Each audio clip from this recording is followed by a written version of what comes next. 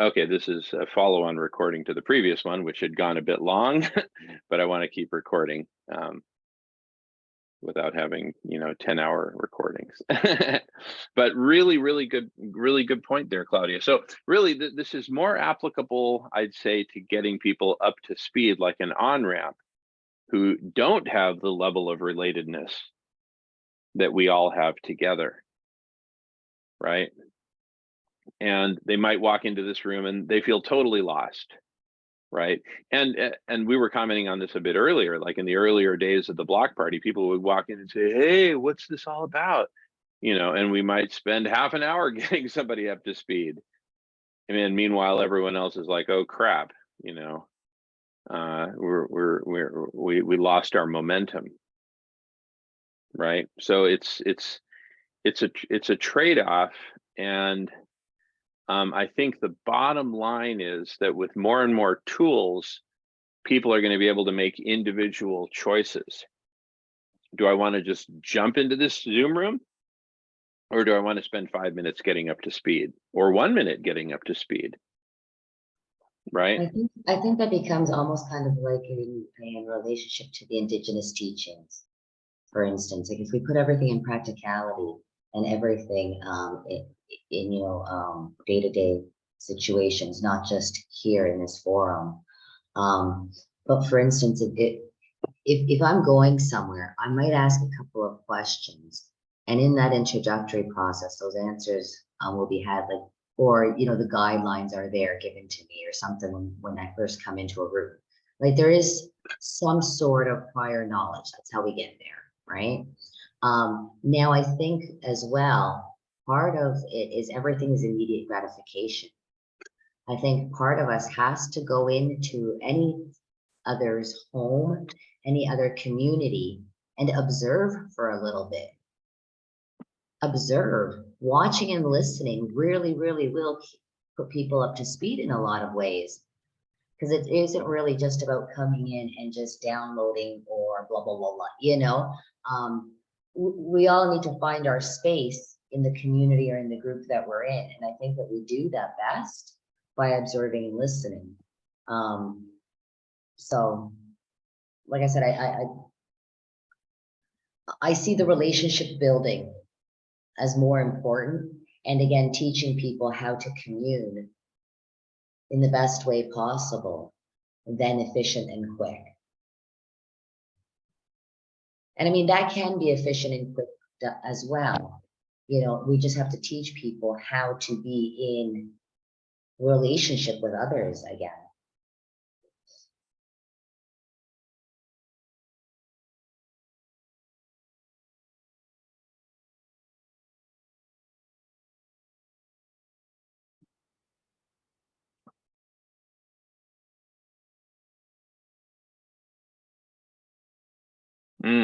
And it occurs to me that the best way to teach them is simply by example. And this gets back to your kind of original point from a couple of minutes ago, which is that people just need to spend time with each other, hanging out, listening, right? Absolutely. And again, it starts from, the family stage, getting these things back into our individual families. Like we look at, why has the family system broken down? Why is the school system or the institutions the way they are? Right? So again, if we could start reinforcing and educating from a young age in our schools differently, in our homes differently, and teaching some of the basics, I think that would be a bigger step to getting all on the same page, especially at a young age. I mean, children are very open, are very vibrant to receive. I mean, they don't come in with the whole diversity and hatred necessarily in their hearts. I mean, these are all things that we learn along the way, right? So again, I think it's the education starts from very, very young. Can we keep teaching more unifying, more team building activities than, opposition and winners, losers kind of thing?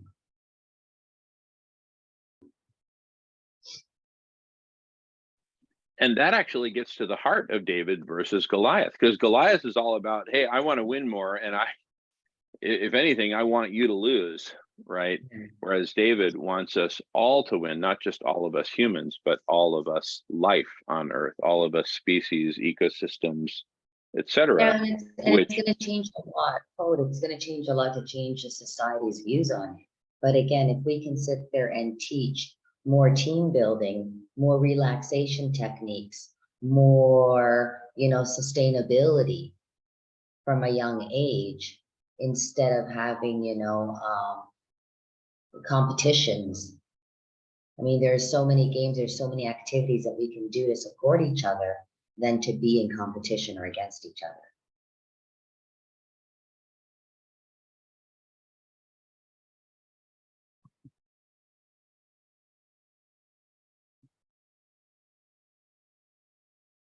yeah, it's like that example that I think Silas gave of an indigenous community that some person from the outside went into and said, okay, we're going to play this game. Whoever uh, gets to the tree first gets the candy. And all the I kids held saw hand that. and yeah, and That all was the kids held amazing. held hands and just went to the tree together and shared the candy. Oh, exactly. And that's what we need to teach, right? I mean, not only did the children know at the foundation to do that, but they taught that adult, I'm sure, something incredible as well, right? Um, Yeah, exactly. and we do want Exactly. the teachings from the elders. We do need the young ones to learn. It really is just, what are we teaching? Are we talking doggy doggy? Are we talking about you versus me all the time? Or are we again going to implement things that are more team building, more supportive, more unifying than alienating?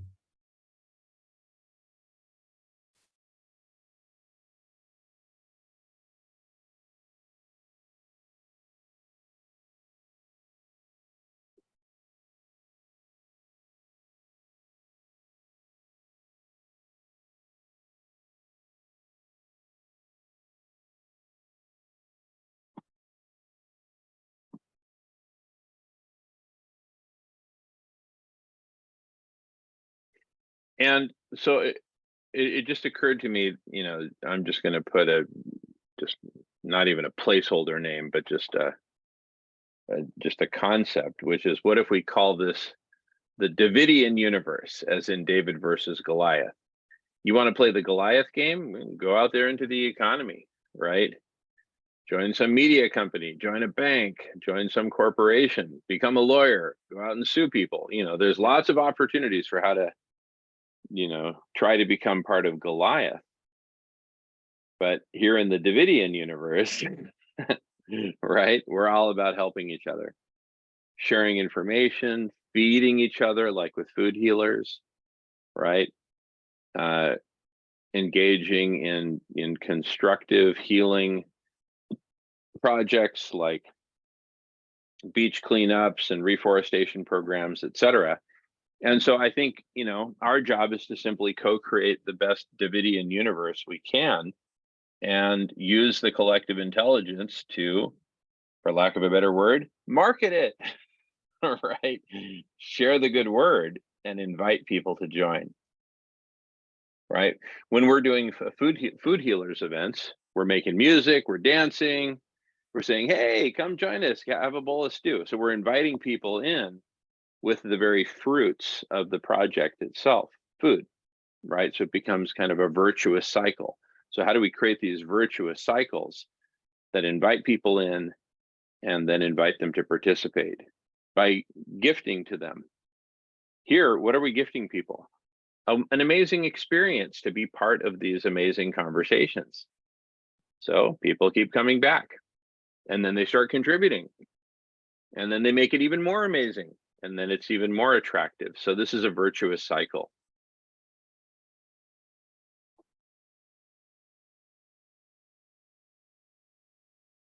I just want to add another little thing, because we've been talking about a lot of the Goliath and the David thing today. And again, I look at that as separation. Now, I want to see the Goliath more of as the institution than individuals. So if I'm working or if I'm anywhere I'm going, if I'm living with integrity, if I'm living the best that I can do and be in that moment, other people are watching. And again, we live and we lead by example. So if I go into the office every day and if I'm the only one that says good morning for the first couple of days or the first couple of weeks, it becomes catchy and other people start going, ah, good morning. If I start bringing in coffee, or donuts or whatever to the office, then someone else might actually perk up and go, I'm going to do this too. When I sit there and I start, making sure that I'm not throwing my cigarette butts on the ground, but I'm putting them in a container. Every time someone watches me put them in a container and they ask me what that's about, I have a chance to educate and to show by example that I'm not polluting, that I am putting them in the garbage where they need to be, or I'm putting them away. And again, I think that all the Davids, all of us are working in the institution. The society has been totally set up. Like I said, our schools, our banking, our government, everything's an institution. And if we are a David every day living by example, hopefully that is catchy, and hopefully it's catchier than COVID was, right? But I think that really there's that saying, lead by example. Words are cheap. If someone hears you saying something, but they're seeing you live a totally different way, I mean, what's the likelihood that they're going to follow, right? If I sit there and say, oh my God, all of that sugar, all of that candy is toxic, the pop is toxic, stop drinking pop. And I'm going through, a 2-liter bottle of pop every day. Wow, how many people are going to believe me, and how many people are going to get on my bandwagon?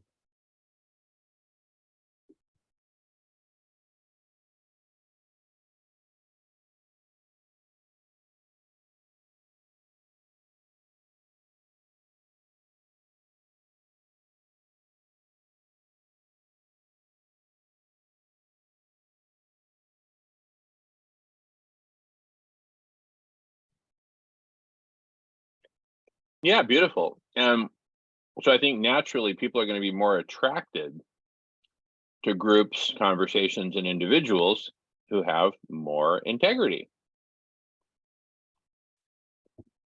Go right here, pausing.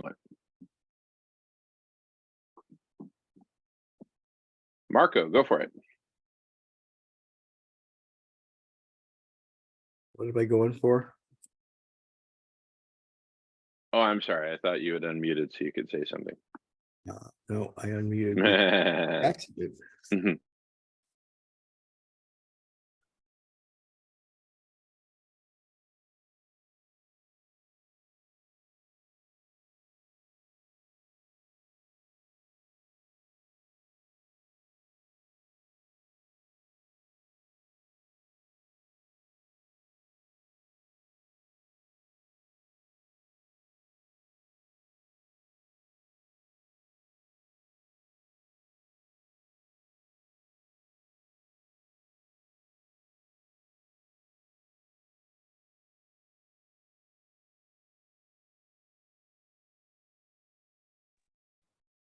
But anyway, what I was saying a couple of minutes ago is that people are going to naturally be more attracted to those groups who have more integrity.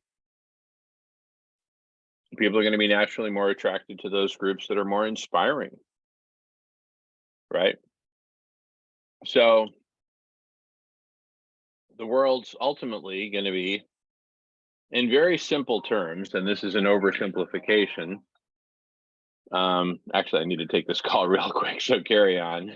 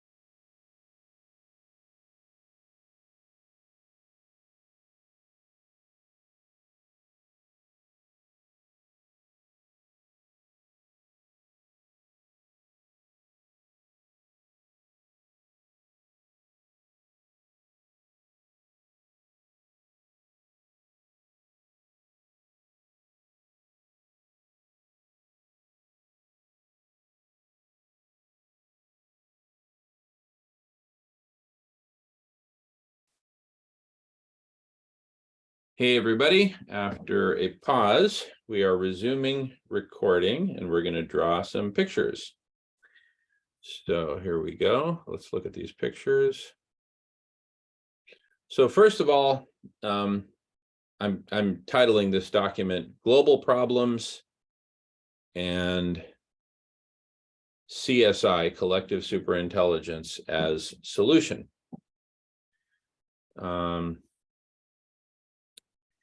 So the problems we have, so there's, I would say the root problem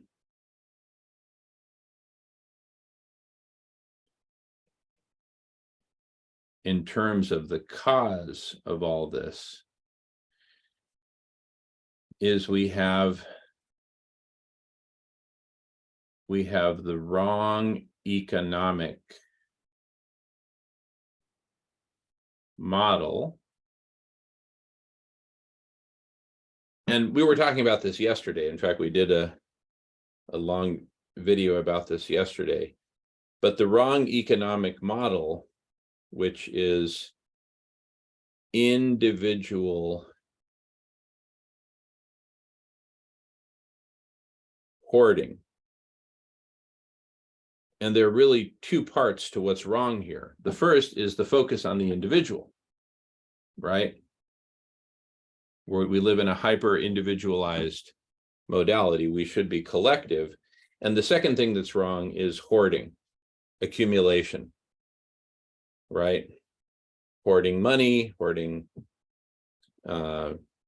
material to build big houses while other people are homeless, etc. And then we also now, but supporting this, right? This wrong economic model is supported by a foundation, right?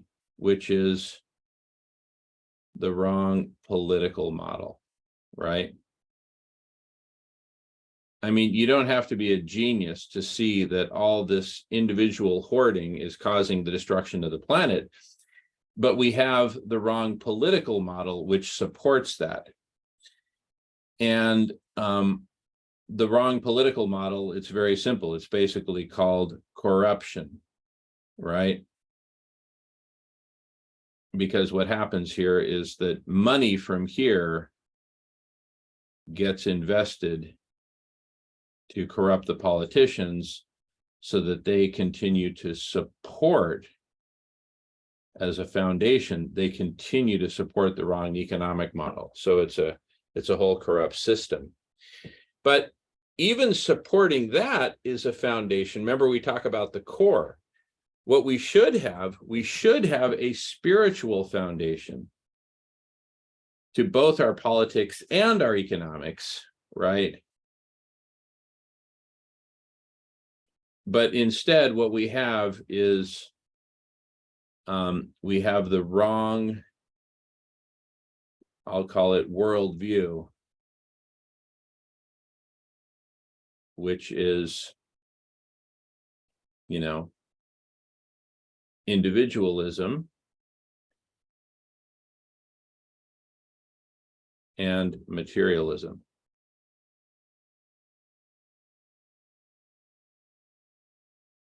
Right? That's really, that's the fundamental root of the whole thing, because this worldview of individualism, that I'm separate from you, and as long as I'm okay, that's okay. I don't care if you die, you can die, you can die, you can die, you can die, that's okay. As long as I'm alive, that's good. That's the wrong worldview. That's what leads to the economic model. And then materialism leads to hoarding. Right?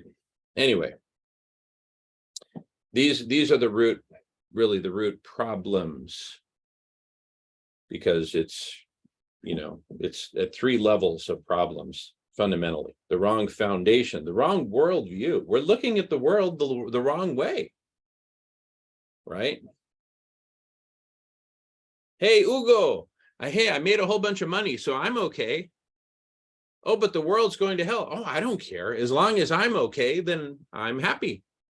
right? That's the wrong worldview. Okay, so those are the root problems.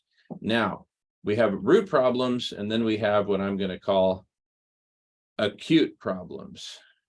Problems of right now in our face, right? Because here's the thing. These root problems have been around for 10,000 years. 10,000 years. And, you know, but now we have acute problems. Now let's get to it. We have global warming. And it's heating up, it's exponential.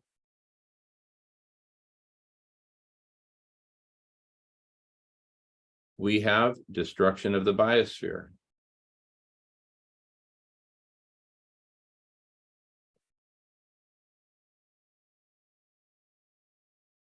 And that includes extinction.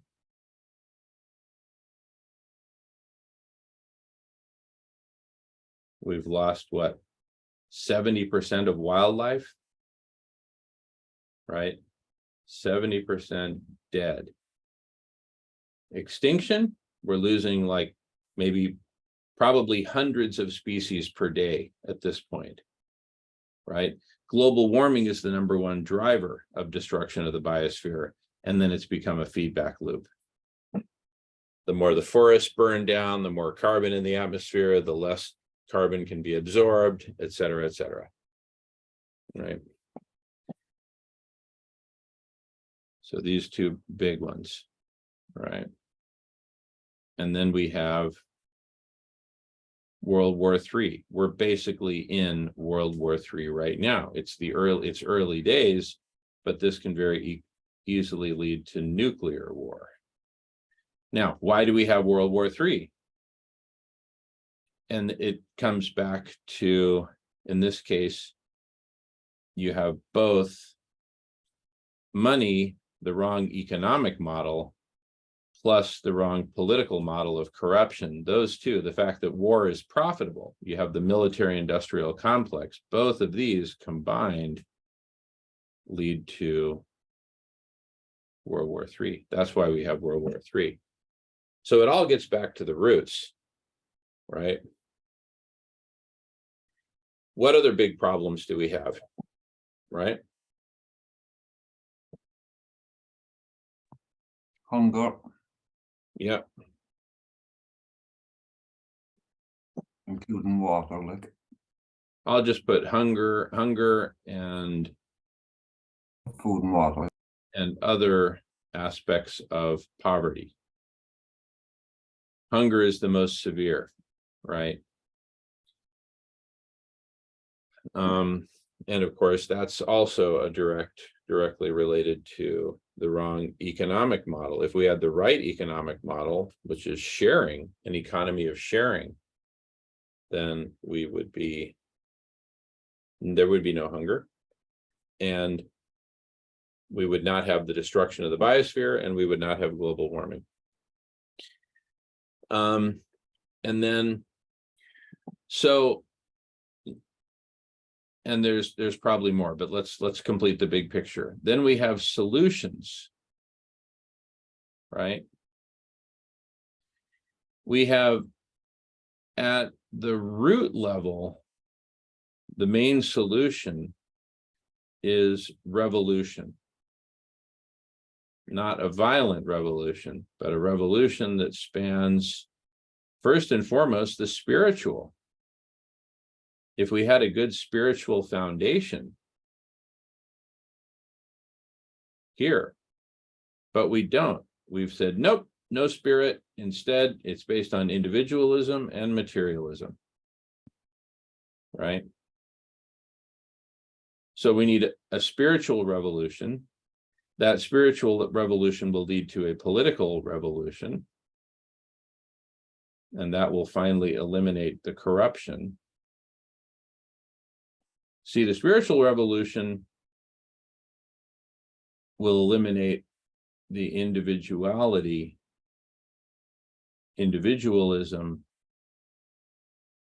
and materialism. Both of those will go. boom, boom, gone. Political revolution will eliminate the corruption, which currently supports the bad economic model. And then the political revolution will empower us to have an economic revolution, which means that we go from individual hoarding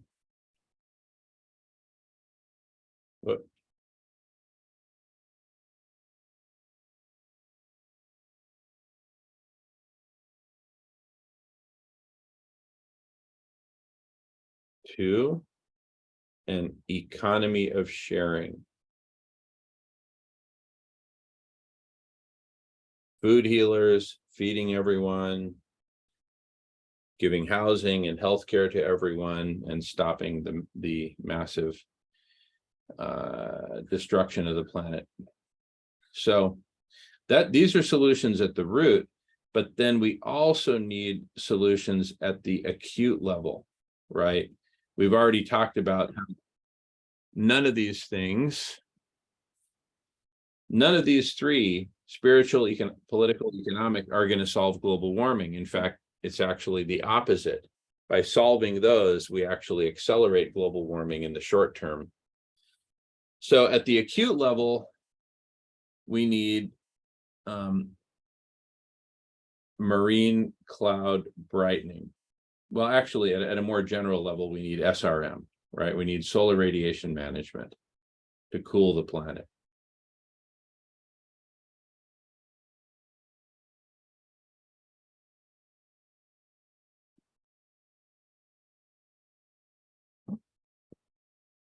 And the world needs to go vegan. That's to stop the destruction of the biosphere. With solar radiation management, we cool the planet. And with going vegan. Yeah, go ahead, James. Yeah, you should have like solar radiation, like keep it, no, I would say solar radiation management and sequestration, natural sequestration, like the planting of trees and such, and you know, swamps and things like that, you know what I'm talking about, grasslands, whatever. Yeah. Hemp growing, even as Hugo or Hector was talking about today. Like, so any type forms of sequestration will go complement solar radiation management. Going vegan, then of course, as you carry on, obviously stops the destruction of the biosphere. Yeah, carry on. Yeah. Actually, veganism, which of course is related, which will come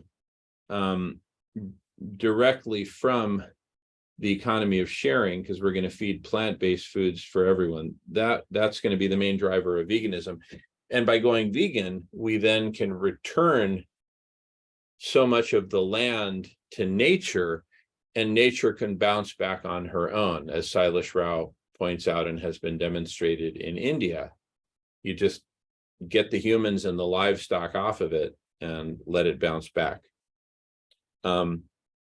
So these are really the big solutions. So the main solutions are solar radiation management and the spiritual revolution. So if there were two things we could do, it'd be spiritual revolution and solar radiation management, because when you have the spiritual revolution, that gets the dominoes tumbling: political, economic, sharing, starting with feeding everyone plant-based foods, and then the world becomes vegan. So those are the two key dominoes: spiritual revolution and solar radiation management. Now, to get both of those to happen, right, we need basically two, I'm going to say, let's talk about two big, I'm going to call them meta solutions, right? And meta solution number one is in the realm of spirit. And here we're talking kindred spirits, Four Worlds International Institute, etc. right? And the second big meta solution is collective superintelligence, which is basically the combination of collective intelligence, what we have here, plus AI. So in other words, in order to achieve the spiritual revolution and solar radiation management, we need to work at the level of spirit and at the level of intelligence, right? I think we should call the AI BAI, benevolent AI. Well, AI is a tool. It's like a hammer, like Chief Phil says. If I have a hammer, I can build a house or I can kill somebody. So True, I suppose if you use it, you could use it benevolently or maliciously. exactly. Yeah. So should we quickly review the big picture, make sure we're not missing anything? What's on the screen right now here, that's what we talked about yesterday, and we did the recording for an hour and a half. And let me put the link back in. Sorry, Yemen, for the interruption. Yeah. I'm very, very sorry, but I need to go now. I feel pretty good about this resume of the problem and the potential solutions. I definitely would like to see the rest of the discussion. So hopefully you can share with all of us the recording session, so I can review that later. Yeah. And again, I thank you a lot for taking this block party back to all of us.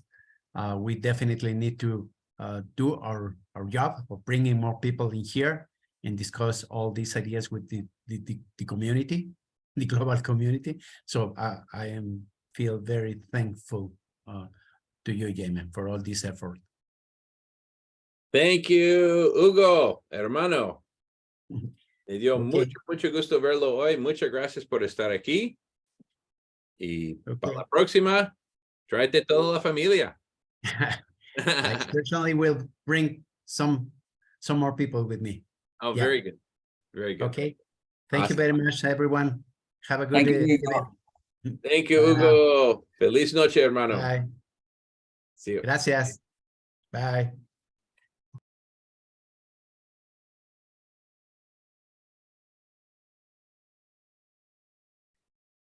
You know, it really feels like it's all coming together. I feel like we actually have a complete picture now.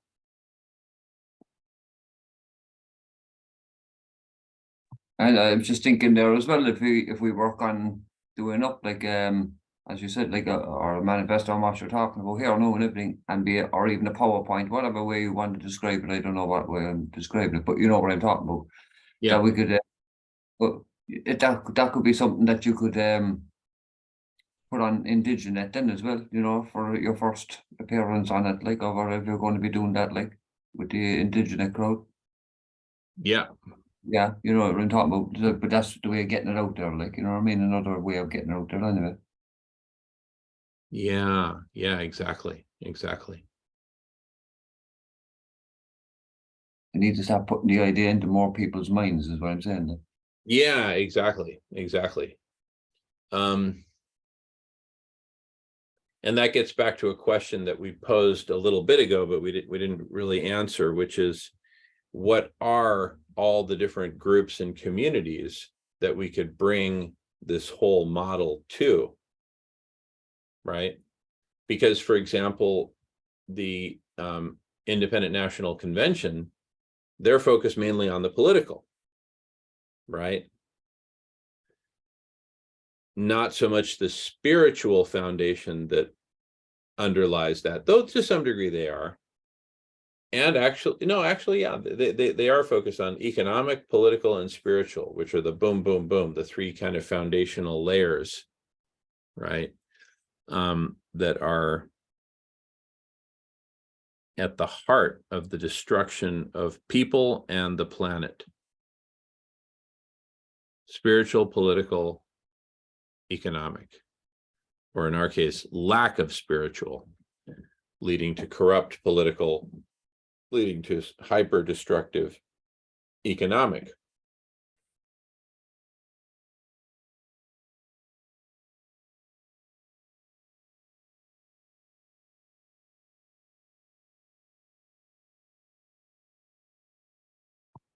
Yeah, but they're one group is what I'm saying, and they don't, you know, groups that we're talking about that need to be involved in these conversations. There's so much going on that's going on that's wrong in the world, that there's you know, multitudes of conversations to be had on multitude of subjects is what I'm saying. So, you know, we're not looking for people who have all of the above at all. It's any one of those three foundational aspects that they're working on to change. That's the main thing. Like, so we know there's plenty of groups out there working for climate. We know there's plenty of groups out there working on politics. We know there's plenty of groups out there working for spiritual change, or, you know, and like, it doesn't matter what the subject is. We know there's plenty of groups out there is what I'm saying. Like, but like, I was just, the idea of Indigenous just popped in my head there a while ago, because you were saying, you know, they have such a huge audience, 60 million Indigenous people or something like that listen to it. Or what was it, what's his name was telling you in Mexico? I'm not sure about it anyway, but the point is, that's one way of doing it. But getting out, you know, writing up or doing a PowerPoint on what it is we're talking about here, so that we can literally send that out, or even make a video of it and send that out, or put it online, whatever. Get that general idea what we're talking about as an approach to dealing with the problems, the existential problems that we have. List the problems and then show the idea as to how we could go about it, but only if we come together. Not necessarily come together here, but people need to come together and start working on this. Like, you know what I mean? Yeah, totally. Yeah, that's what you're saying is really important, James, because what we have are different groups working on different problems. We are one of the few groups, maybe even the only community that I know of, that's actually working on the whole of it, that really understands the whole and all the different layers and interactions. Everything I've just drawn up here came from here. It's not like it came from someplace else. And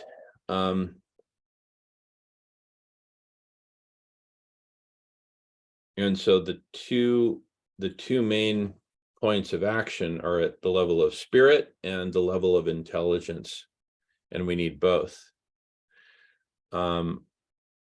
which in a way maps almost perfectly to what Chief Phil says, which is that we need both spirituality and science. Well, intelligence falls within the realm of science, the scientific, right? You know, we're talking about, you know, looking scientifically, oh, the planet's heating up. How do we cool it? Yeah, science is basically inquiry.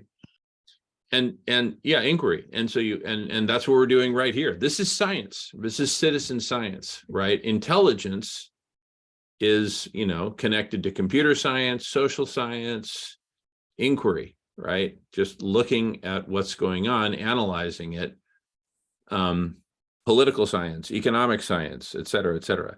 So spirit and science, those are the two meta solutions. And what do we have right here on our screen at the very bottom? The two main areas where we need to take action: spirit and, you know, intelligence is really another way of saying science. It's just, it's applying our maximum intelligence to the scientific problems, right? But also intelligence here is needed in order to forward the platforms, to build the platforms of the spiritual transformation.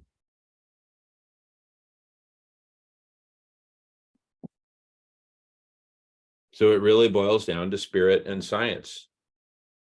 I'll say spirit and science plus intelligence, all right? But I mean, science comes out of intelligence, right?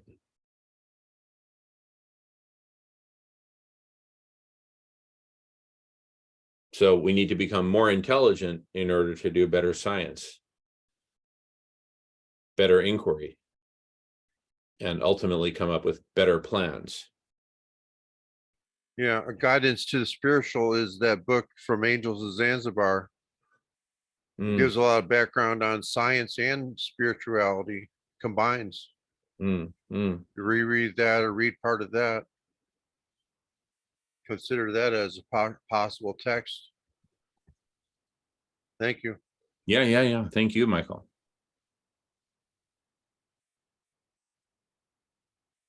But nowadays it is a combination of science and spirituality that really works.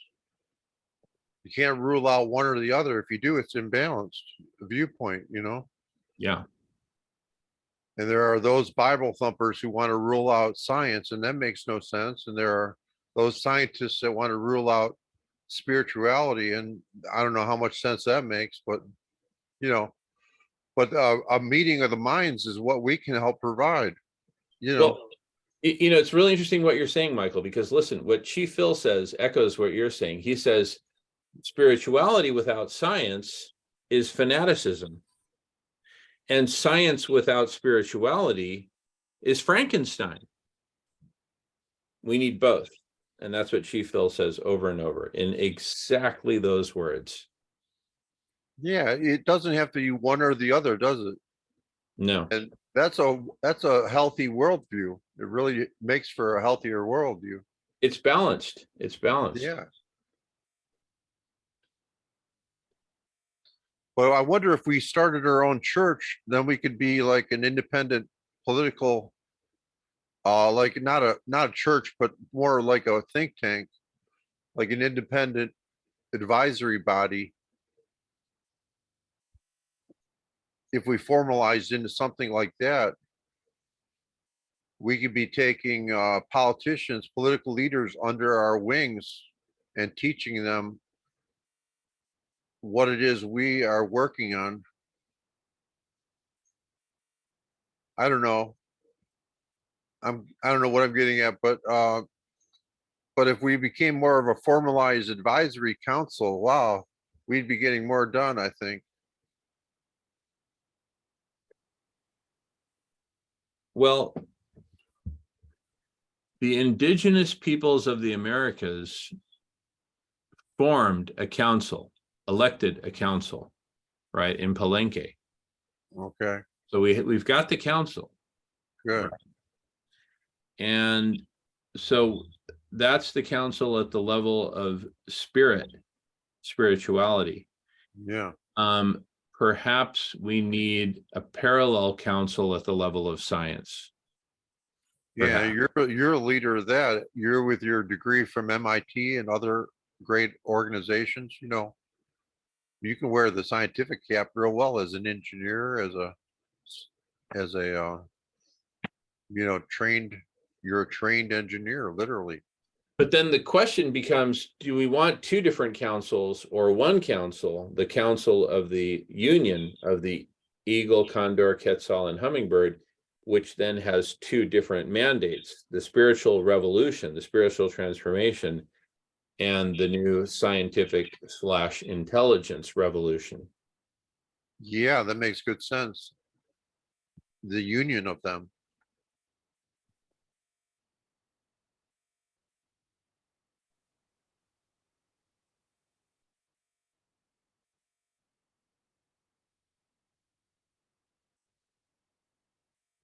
Yeah, without computers, where would we be? You know, and that's a scientific aspect of life, really.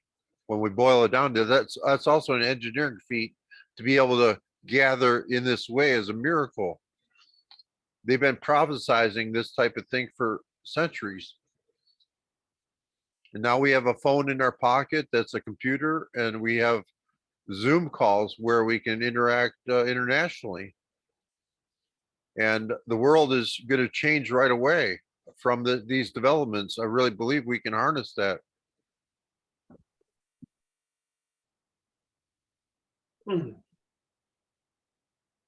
And people are going to say, why watch television when you can go on one of the Zoom rooms that Jamin Shively leads, you know? Or we can go on the glass beads game and play glass beads with different words every day, different aspects of our pages. Well, as we were talking about yesterday, what we really need, is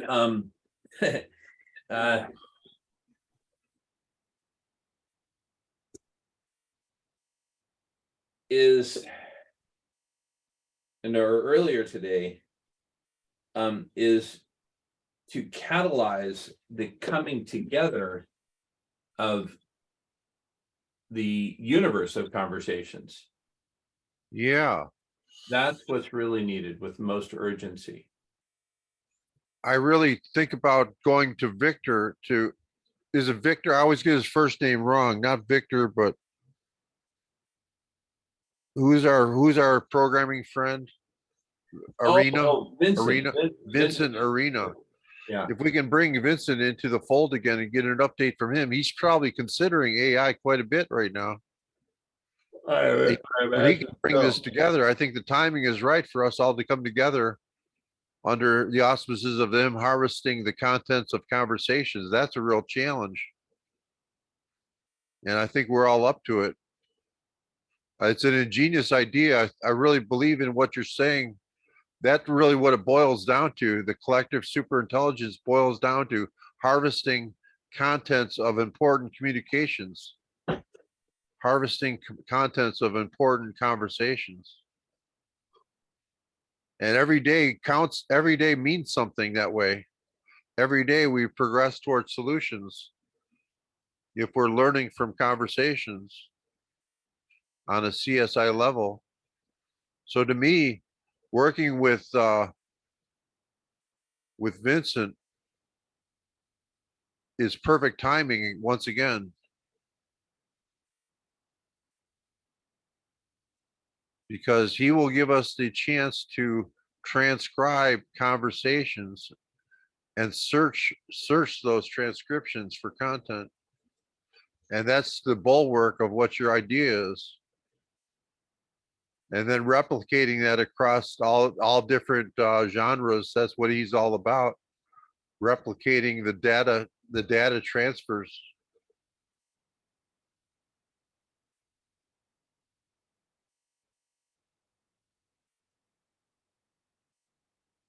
Harvesting data. That's where the money is. Wow, that's a gold mine. I don't mean to speak about it monetarily, of course, but I mean, look how valuable ideas are, you know? And what we're doing is we're saving ideas. We're preserving great ideas, and we're also allowing the sharing of great ideas. How valuable is that? So what we're doing can really literally, with a CSI framework, can really literally solve our problems based on there being advancement in problem solving technology happening with AI, also AGI, artificial general intelligence.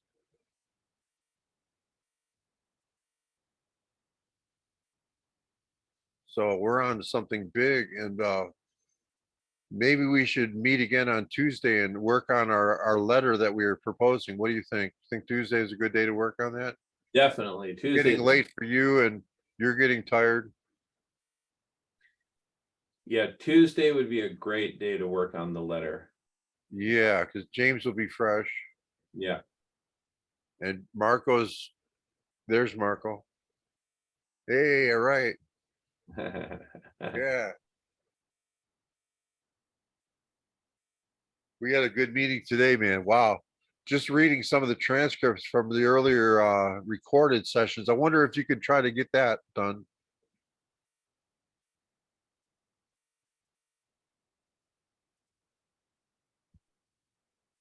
Yeah, we didn't turn on transcription today. Were you going to say something, Marco? You're muted, Marco. Yeah, I can't quite figure out what you said sounded somehow backwards to me, but it might be me. You said you were reading some of the transcripts from earlier today, it'd be nice if we could get that done. You couldn't have I don't read think I them said- if it wasn't already done. Yeah, I didn't say I was reading it. I said, I wonder if we can get the transcripts from Oh, okay. today, and then we could read them and build on that. As James so wisely mentioned, us using a lot of our earlier work today, once again, with regard to building our what he called manifesto, our communique. I'm just wondering. Try something. Because you did a lot of work earlier. All you guys did so much work earlier. You Build know, on that. here's my concern, because so many different groups are working on only one aspect or another. If we give them this unified picture of spirituality and science and intelligence and all that, they might think we're a bunch of, whack jobs, right? I'm just pointing out a risk. Because really, I think most people who are,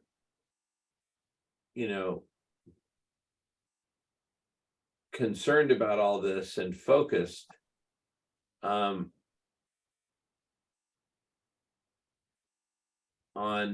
one aspect or another, they're either more on the spiritual side or either more on the scientific side. Even this whole, INC'23, Independent National Convention, I would say they're probably more focused on the science side from the standpoint of political science. Hey, we've got too much concentration of power. We need more democracy, blah, blah, blah. That's all political science. Chief Phil brought in the spiritual, and but I'm just wondering how, fringe that will be perceived. So that's a big concern. And so what if instead of having one single manifesto, we had two different ones? Spiritual transformation at the foundation, because if we put it as a foundational layer, and then we can say, our political problems are because we have the wrong core. So that becomes,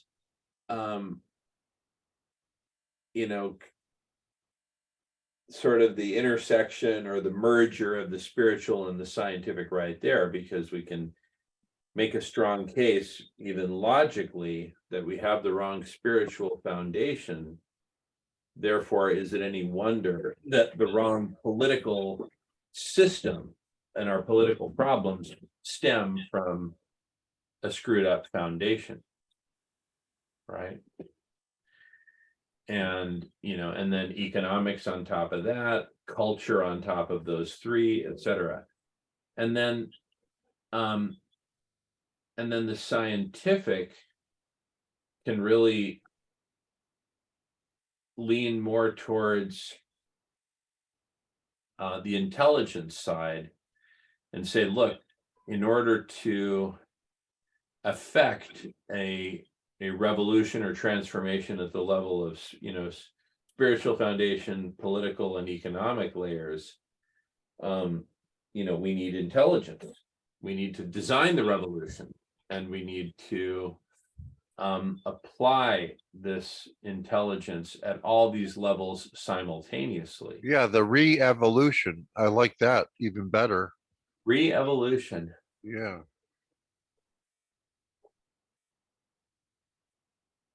Taking the sting out of the word revolution. And we can have a declaration of interdependence. Yeah. And we could even have our own club. We could send out memberships to become part of our club. Or on our Zoom club. Well, I kind of like club memberships as something being favorable to somebody holding some type of kinship to something that they belong to in general.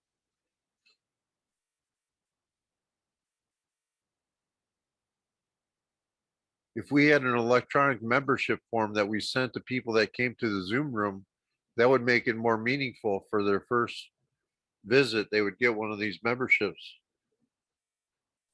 We would have basic information about who come to the Zoom calls, you know? Like email address, city, not city, but general parts of a different state. Our general database collection would happen. Then we'd know who we're dealing with, at least. Having a basic security level.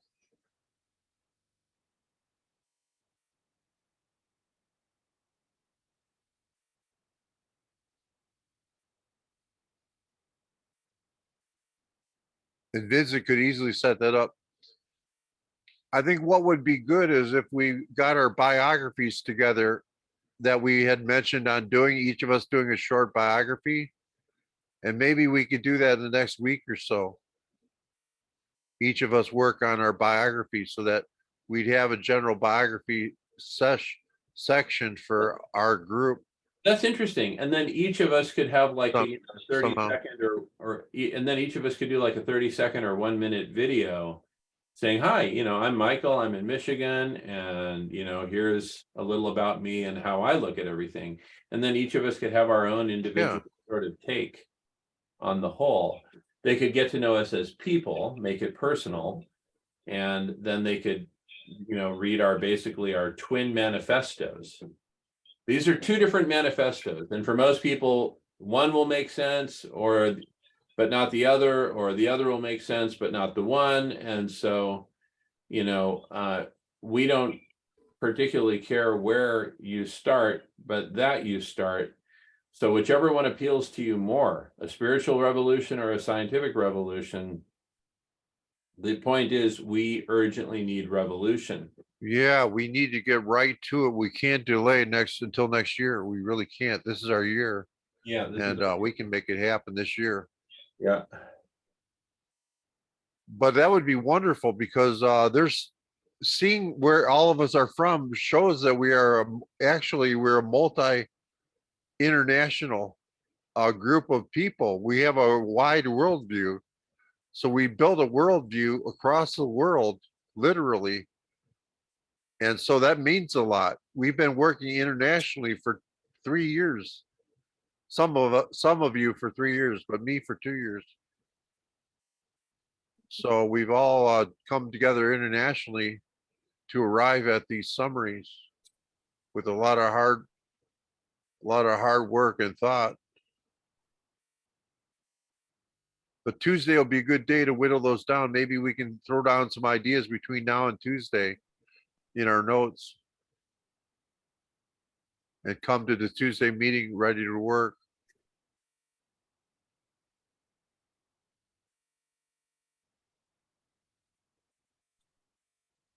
That sounds good. Yeah, I'm going to take a break. Thank you all. All right, Michael. I'll come back later. Thank you, brother. I'm going to listen to some music. Thank you guys. All right. Thank you, Michael. I appreciate y'all. Yeah, likewise. Enjoy. Thanks.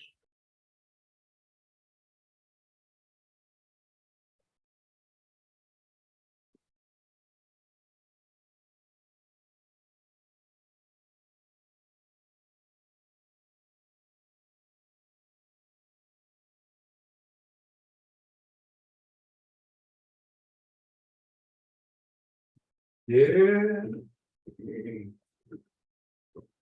So, there's it coming out. You can see where I was. Oh. You want me to grab those scripts, man? I don't figure out. I don't have to. Be there actually.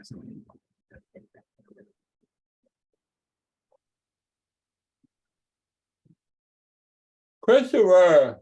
Hey, what's up? Hey. Oh. Man. Cut this thing off. I'm on 2 screens. Yeah. How do I do that? Just hang up your phone and then you'll be there with Marco. What a great today's been off the charts, man. Yeah, it really has. today is actually, I think, the first block party here. Let me pause recording so I can get a little